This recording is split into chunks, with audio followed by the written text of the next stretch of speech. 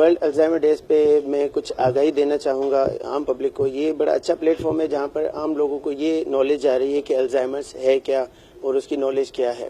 پہلے کی نالج تو یہ تھی کہ یہ دوائیں ہیں, یہاں سے یہ ٹھیک ہو جاتا ہے, یہ ہو جاتا ہے, وہ ہو جاتا ہے, لیکن یہ بات یہاں تک ممکن نہیں, یہاں تک نہیں ہے. لیکن اس کے لیے ہمیں ملٹی ڈسپلنری اپروچ چاہیے ہوتی ہے. میں یہ بات کروں کہ یادداشت اس عمر میں ہونا, کمزور ہونا ایک فطری عمل ہے, پر ڈیمنشیا ایک الگ چیز ہے جس میں الزائمرس بہت کامن ہوتا ہے.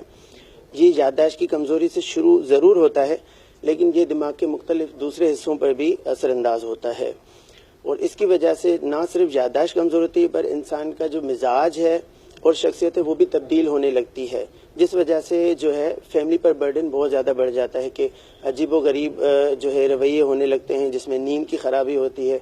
ڈپریشن اور انزائٹی بہت ہی کامن ہوتا ہے اس میں.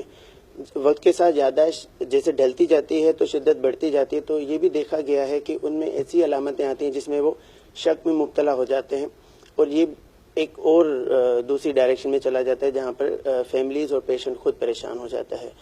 اگر میں دواؤں کی بات کروں تو دوائیں, سائنس نے اتنی ترقی کر لی ہے کہ نئی نئی دوائیں آ گئی ہیں, لیکن یہ دوائیں صرف اور صرف بیماری کی شدت اور اس کی جو ہے اسپیڈ کو کم کرتی ہیں.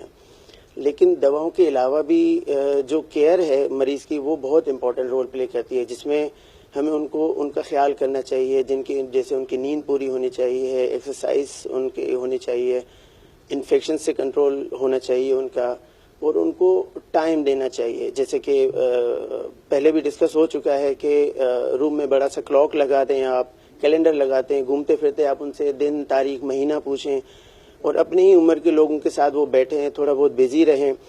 کہ دیکھیں جس طریقے سے چیزیں ہم سیکھتے ہیں, سمجھتے ہیں, اس اسپیڈ سے اس عمر میں نہیں سیکھی جا سکتی. اسی وجہ سے ان کے پاس جو یادداشت ہوتی ہے وہ ماضی کی ہوتی ہے, وہ بہت زیادہ پرومیننٹ ہو جاتی ہے, اور نئی چیزیں سیکھنے کی صلاحیت بہت کم ہو جاتی ہے.